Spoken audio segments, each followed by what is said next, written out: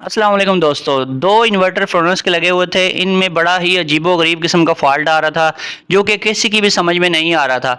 कई लोगों ने इसको चेक किया और फिर मैंने चेक किया, इसकी सेटिंग-वेटिंग भी करके देख ली, हर चीज़ इसकी देख ली, इंस्टॉलेशन भी चेक कर ली।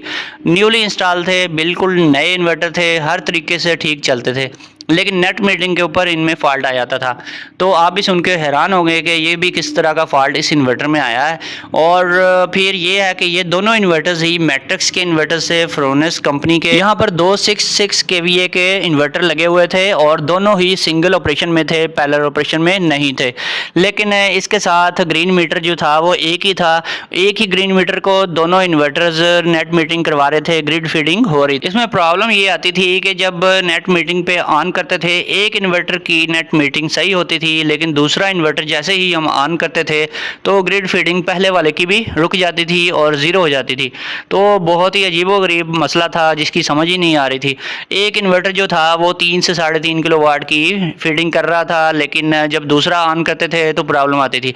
फिर ये भी करके देखा कि दूसरे इन्वर्टर के साथ 2 ब्रेकर लगे हुए थे पीवी के, यानी कि उसकी 2 स्ट्रिंग्स थी। एक स्ट्रिंग को जब ब्रेकर से बंद करते थे तो वो भी ग्रिड फीडिंग करने लग जाता था और पहले वाला भी करता रहता था।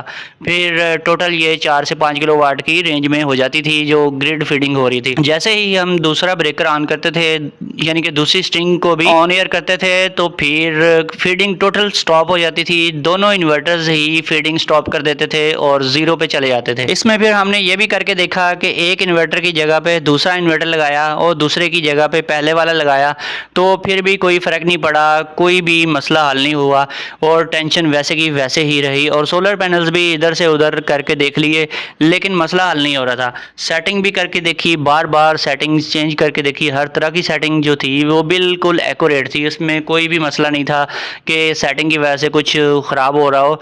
सेटिंग करने से कुछ भी इस पर फ़र्क नहीं पड़ रहा था, सिस्टम सारा वैसे का वैसे था। जैसे ही ग्रिड फीडिंग जो थी दोनों इन्वर्टर्स की ऑन करवाते थे तो वो रुक जाती थी। हालांकि कई जगहों पे IP21 के फ्रोनस के इन्वर्टर्स भी देखे हैं, वो grid feeding at a time एक ही एनर्जी मीटर को कर रहे होते हैं, उसमें कभी भी कोई प्रॉब्लम नहीं देखी। और भी हर कंपनी के देखे हैं, लेकिन इस तरह का फॉल्ट कहीं पे भी नहीं देखा।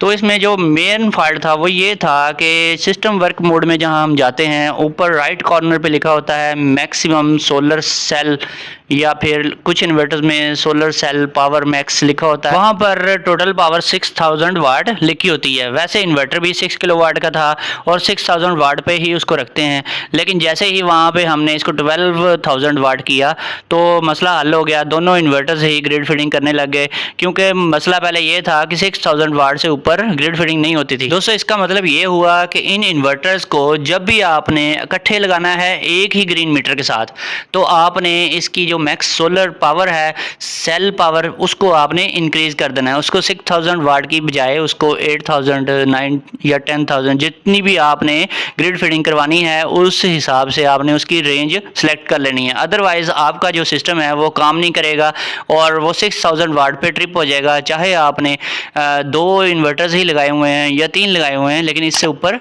ये नहीं जाते। दोनों ही इन्वर्टर्स काम करना छोड़ देते हैं।